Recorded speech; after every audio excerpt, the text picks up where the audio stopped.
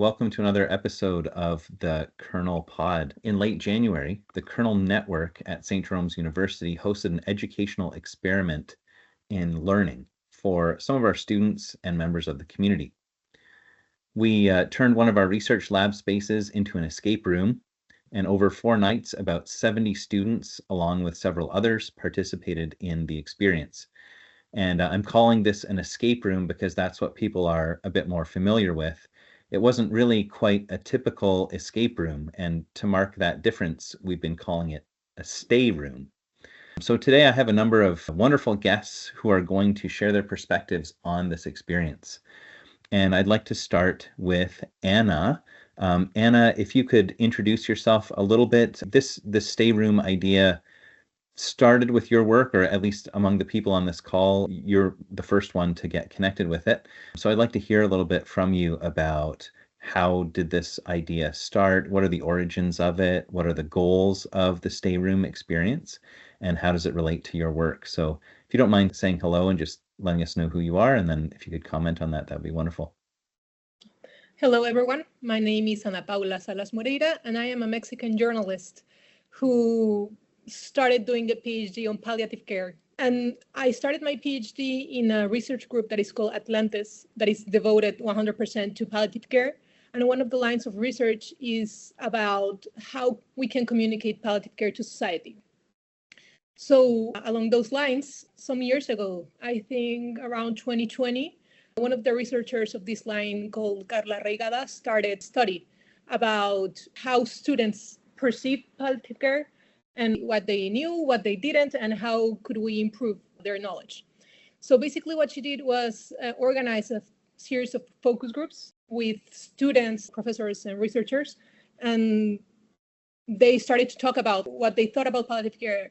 And in these focus groups, we saw what we already know, that it's basically that young people, they don't know what palliative care is. They do associate it with death, end of life, the lost hope when you're sick. So once that we established this, we asked them, okay, how can we improve this? How can we help you learn what palliative care really is? So that was another set of focus groups in which they started like this creative collective process.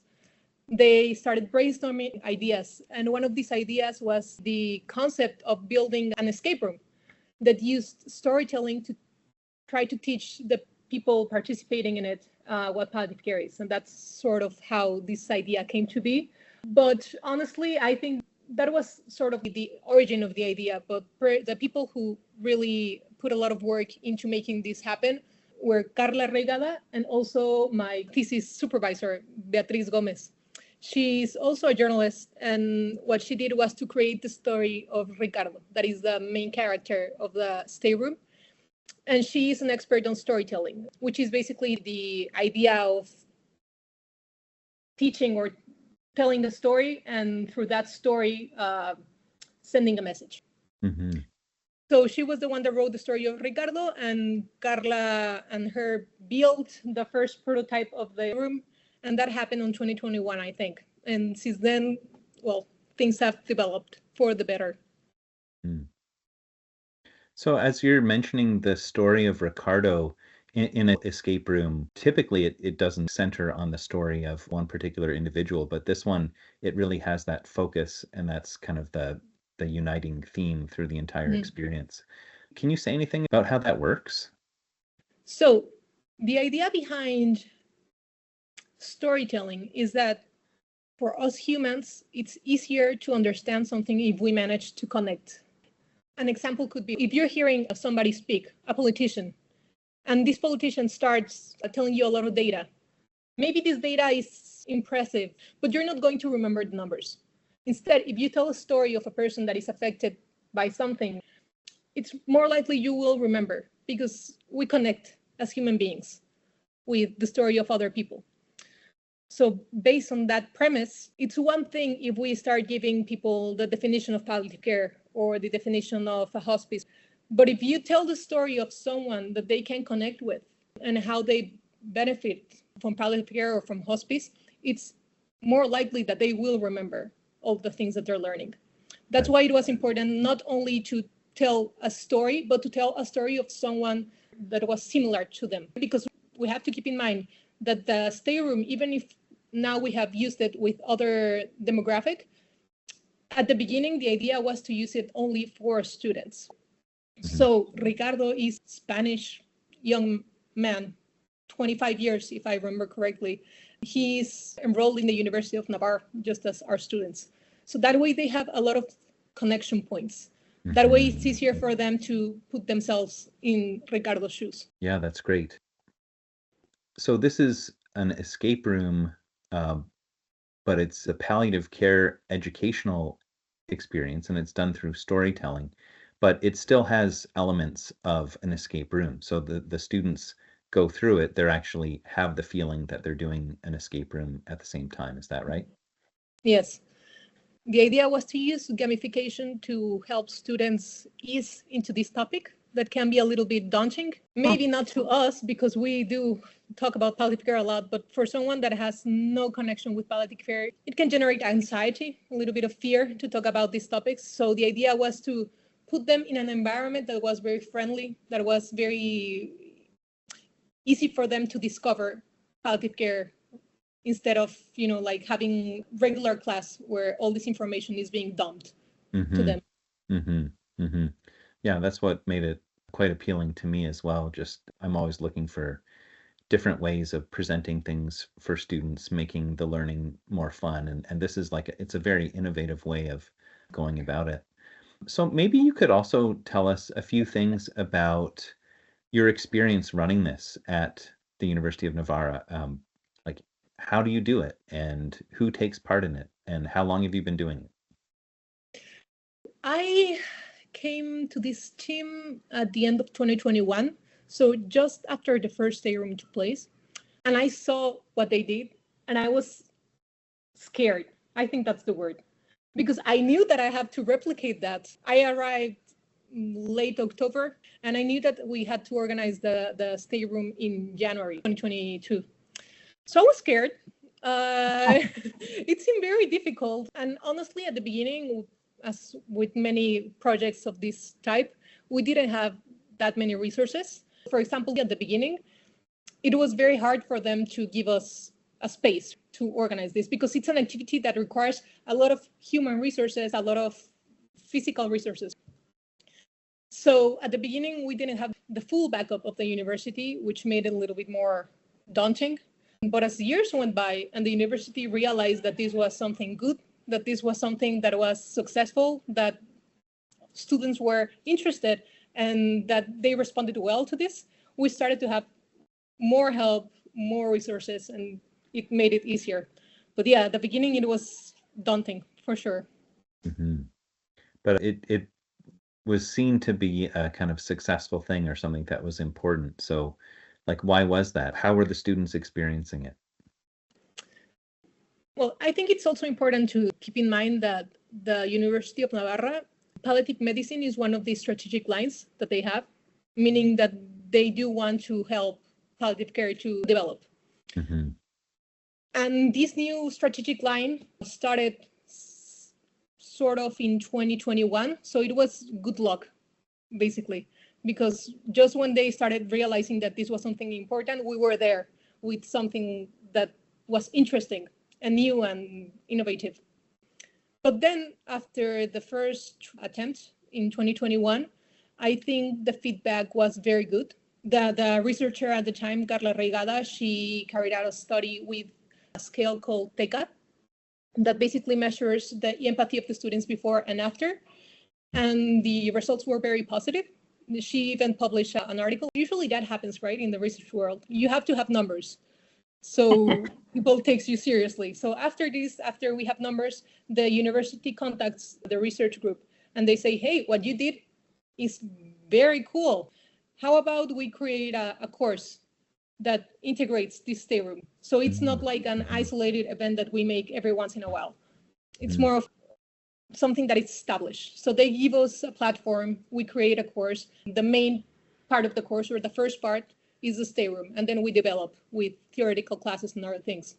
But that's how it came to be more established, because they gave us the chance to make this a regular thing. So at some point, this activity came over to us in Waterloo, Ontario, where the rest of us who are currently on the call are working. But I'd like to maybe switch it over a bit to what happened in Waterloo. And maybe, Shelley, if you don't mind introducing yourself and then just letting us know, how did you first get involved with this stay room activity? Okay. So I'm Shelley O'Connor. I am the Community Engagement Project Lead for Hospice of Waterloo Region. And for the past 10 years, my focus has been on exploring ways to educate the community about palliative care, advanced care planning, but also open up conversation with the community. And as Anna referred to it, the topic is daunting no matter what age you are, and trying to draw people into a group has led me to looking for creative ways rather than a PowerPoint. We've done everything from short video contests and a film festival, art exhibits, film nights, anything we can think of to come at this in more of an experiential way, which when we heard about the stay room, we were like, yes, we want to try this. And we had established a while ago a really good relationship with St. Jerome's University, working with Dr. Stump. And we both had the same kind of wish to look for creative ways, more experiential ways to get the students involved in these topics and open up the conversation. So we too tried advanced care planning from every angle we could think of. Film Fridays we did at the university for a while. We got our volunteers involved with students in one of your classes. So we tried lots of different things. It wasn't a PowerPoint. So Jose told us about this. We were definitely interested and thrilled when he came back to us and said, okay, we can share this with you. And the opportunity to work with Anna was also a thrill. So that's how we got it. And then I have to say, it has been incredible in terms of the resources that Anna and Jose, the university, have shared with us. A manual, the script, the detail about what has to be in each room, all of those things made it much easier than us having to try and figure it out on our own. And that really facilitated us taking it on even sooner than we thought we would. Right now, I'd like to talk a little bit about like how this ended up manifesting at the University of Waterloo and St. Jerome's University. So once you knew that you wanted to run this as part of your community engagement work with hospice, you reached out to me at St. Jerome's. I teach philosophy and health humanities at St. Jerome's. And as you said, we've been doing a lot of work in the past to do these experiential learning opportunities for students. So this sounded like a really great opportunity to me. And I was teaching 2 courses with content very related to this kind of activity, an ethics of end-of-life care course, and then an introduction to health humanities. And I know, Anna, when you were talking, you highlighted the importance of empathy and the hope that this would be kind of an empathy building experience. And that's also a sort of central idea in some of the courses that I teach. So, this was very experimental for all of us, but Avery is working with me as a research assistant in our lab, and along with Shelley and Mark Godin from Hospice, Avery got really deeply involved and helped us to pull this off. I'm wondering if you could say a few things, both Shelley and Avery, about your impressions. Like, how did you feel this went? Did it work? Was it a success? What did you notice about it? I would definitely categorically call it a success. We learned a lot doing it, and it for an escape room concept, it was a little bit different because we had the pressure of trying to get 60 students through. So it's not like you have the freedom to just say, okay, here's the game, go ahead, we'll see you at the end. So there was lots of learning there. I think one of the bigger things that I hadn't thought a lot about before we started was the intergenerational piece for us. I mean, we're always looking to go upstream in terms of educating. So the students have always been a focus of ours. But to bring hospice volunteers into the mix with the students, and the students have an incredible knowledge around our experience with escape rooms. And so their eagerness to make this challenging and fun for the students was coupled very well with our desire to raise the awareness about palliative care in a fun way. So from my perspective, it's a great fit, not only to have students participating, but have students involved in the process. Avery, what about you? How did you feel things went? Let us know about your perspective on this whole thing. I would say overall that the experience was great. I think there was definitely learning along the way, and we did a few dry runs and then kind of worked out the kinks. But I think especially towards the end of the experience, I think there's like a lot of students that came away with getting to really understand what empathy is at the end of the day.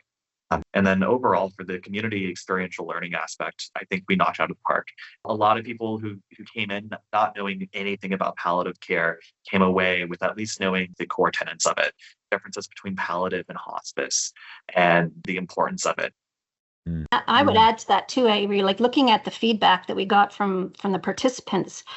Yes, it did open their eyes to looking at palliative care in a broader sense, not just those last few hours or days. And the other piece was the connection they made with the family piece, which is so important for people to understand that palliative care is not just for the individual, but for the individual and the family. As you said, Anna, the whole idea of connecting with somebody that they had something in common with. I think we can do a lot more to build that relationship and the empathy as a result, but I think it was there from in their feedback. It was there. They got the journey and the process and the broader thinking around what palliative care is, and the fact that it's not just about one individual, it's about everybody involved. And for sure, seeing hospice differently, always a bonus. Mhm. Yeah, as you're talking, I'm just thinking for people listening to this, it might be helpful to say a few things concretely about the experience. And we've been hearing about Ricardo, and Ricardo's this young man who's got a terminal illness, and you don't know that at first, but you gradually realize that that's what's going on. And then the stay room experience takes you through Ricardo's journey through different aspects of the healthcare system and what Ricardo's experiencing, and some very concrete ways that try to build connection and empathy with Ricardo's situation. One of them is these diary pages, and they're sort of like letters to and from Ricardo from different people who are very close to him. And reading through those pages, you really get inside the experience and what the different individuals involved are experiencing. But there are other aspects too. Like at one point, one of the members of the group that's going through the stay room is asked to sit in a wheelchair, like a bit of a movable thing, and then how does that impact empathy? And then later on, when we get to the hospice room part of it, um, Ricardo is no longer able to use his hands in a regular way to use the computer, and so there's alternative ways.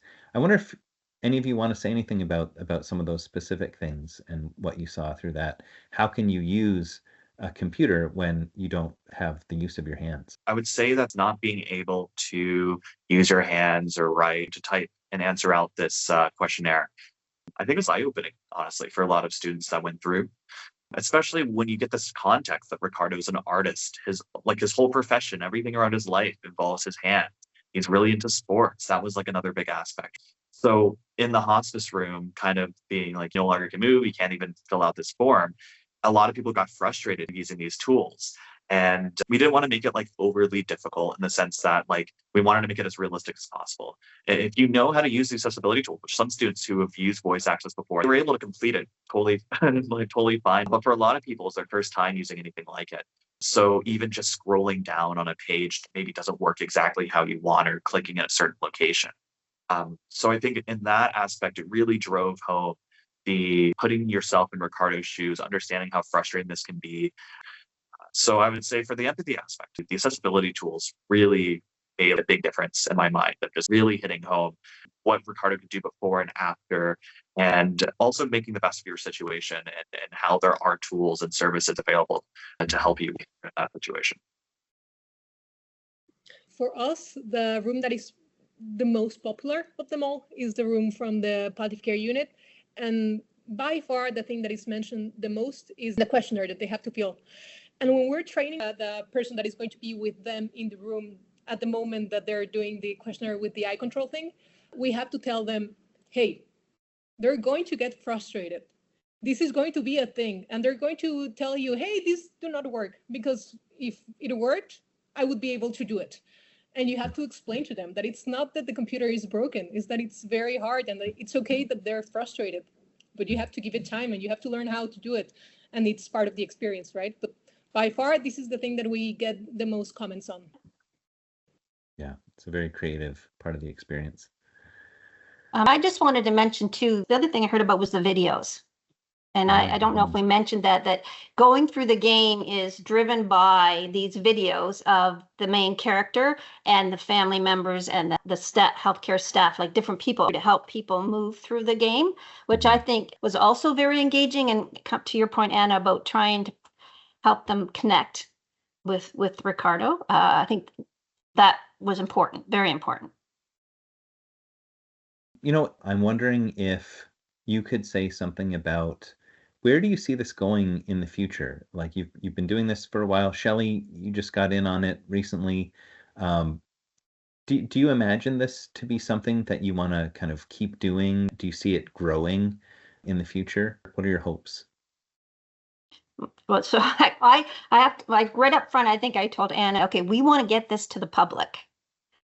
Love working with the students, but also giving the general public an opportunity to experience this. And so our goal would be to tweak it a little bit and deliver it somewhere in the community. And part of the biggest challenge actually is space. I mean, we were really fortunate with the lab that Andy and Avery work in to be able to make that work. But we need to find a place out in the public that allows us to do the same thing.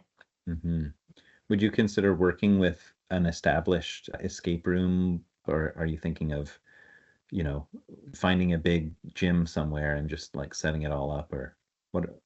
I think, well, so I've already reached out to the local escape rooms, because if not to do it in their place, but to get their expertise to try and help us set it up in a way in the community, wherever that might end up. I think that what I got from the students was this is a game.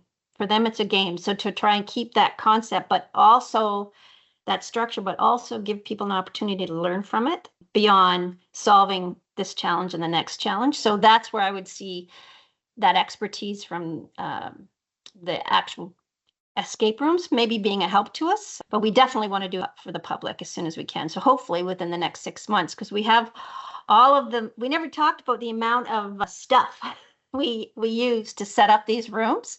The art studio was the favorite room, Anna, with our group. And I think it's because with your help, we were able to make it into a very personalized space about Ricardo. And we need to be able to do that with every one of those rooms. I love that for you. For us, it's always the room that I always wish that I did a little bit more, you know? It's never the room that stands out. I think that's a pity because it has so much potential. So when you send me the pictures, Shelley did an amazing job. Honestly, I was so surprised when I saw the art studio. I think you did an amazing job. Yeah. Thank you. Mark and I, we did that one together for sure. For one thing, the Ricardo is an aspiring artist, not a professional artist, and somehow you were able to acquire a whole bunch of paintings that were done by somebody who was kind of an aspiring artist. Is that right? Whose paintings were those, Shelley? Those were Mark's daughters. Awesome. Yeah, that was really cool. That was a great setup. I totally agree with that. I thought every space that was designed was just really good. Like it really felt like a hospital waiting room, the hospice room. Somehow you were able to take my research lab space and just convert it into these wonderful spaces that really have that great feeling. One of the things that I was hoping we could talk about in this conversation before we wrap up is just, you know, thinking about why this sort of activity is so important and what kind of impact it can have on people who participate in it. And I know that we've been talking about this a little bit. It's kind of come up earlier in the conversation, but can we talk about that a little bit more? Why is this such an important thing? What difference can it make for people? Yeah, for sure. I would like to start by saying that I come from the communication world. I'm not a palliative care professional, but when I learned what palliative care was, I was so surprised that more people didn't know about this. And I think that's the general reaction to people when they learn what palliative care is the first thought is, why didn't I know about palliative care? And knowing this, and then being 4 years into my PhD, doing a lot of research about what initiatives have been done to communicate palliative care to society, I think it's safe to say that the strategies that have been used up to now are not very successful. So I think trying to innovate the way in which we try to educate society about palliative care is a must if we are trying to have a more social change. And you only do this by stepping out of the box and thinking out of the regular campaigns, right? Like, because we do have newspapers and the media, movies, documentaries, all of that has been done and it has not been effective. So what can we do to help these efforts? I think that's why it's important, because we need to keep thinking of ways we can bring this information to everyone. Mm-hmm. Yeah, I would agree totally. I think it's so entrenched that the negative perception people have of what palliative care is, and also the feeling that the healthcare system is going to take care of all this. I think we have to really rock the boat to change people's understanding, and to do it in an experiential way, as you said earlier, sticks with people. So we got to find those, and this is one of them. When I think about this, what helps me to appreciate the importance of this has to do with the idea of health literacy. And the concept of health literacy is sort of like, how much do people in the population know about the healthcare system? How well are they able to navigate it, to know how to make use of the resources, to advocate for themselves within it? And specifically within the health system, there's the end of life system, if you can call it a kind of end of life system. But when you get to that point where you've got a loved one who's facing a life-threatening illness, and they're needing to get into the kinds of support that's out there and find ways of getting help, a lot of people, as both of you are saying, like, don't necessarily know very much about it. So I think of this in terms of like end of life literacy, how we can equip people with the skills to be able to know how to navigate the system. And I mean, when you get into that kind of a place, obviously you've got an awful lot going on, right? And things are kind of crashing down around you, and it's very intense. So it's hard to also have to take on the burden at that point of starting to learn about how to navigate the system. So, what do you see as the potential of something like this to help to shift that culture? I think everybody's looking for innovation that works in this field. People are still talking about it, and people are asking us about it already because they've heard it through the grapevine. Everybody's looking for innovation, and this fits the bill. And I think this is an opportunity to get people, engage them in a way we haven't been able to do. And if I may add, because I completely agree with what Shelley is saying, and this is sort of what my thesis is about, is that when you teach students what palliative care is, and you show them why they're important, and you teach them how to value it and why they should value it, and all the context and all the issues around palliative care, they turn into something that we like to call palliative care ambassadors, which means that your effort is not only to teach 5 students, but to give them the tools to share this with other people. So it's sort of like the effort that you're putting is not only for 5 students, it becomes massive. I think that's why it's important to make things that are memorable, not only to directly teach others, but to really have an impact on their communities. Avery, do you have any thoughts on this issue? Your experience of I mean, you were so deeply involved in it, and you were the one kind of, in a way, closest working with all the people going through and everything. Do you have any thoughts about, the potential, the impact of reaching younger people, of reaching students, of making a change in the community through this sort of thing? I think from the student perspective, it's really interesting to see some of the responses from students, and that, like, another one of their big takeaways was advanced care planning.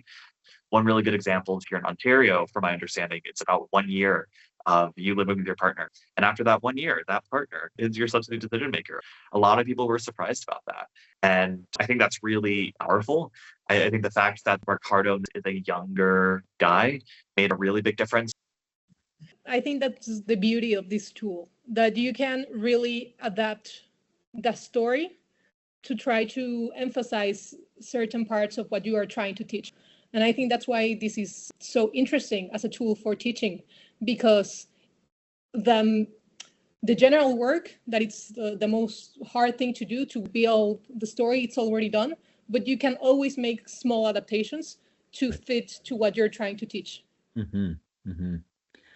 Yeah. Well, I want to say I'm just really grateful to have been a part of this activity. Thank you for involving me. It's a really wonderful idea. I know that my students hugely appreciated the experience. There was lots of positive feedback from them.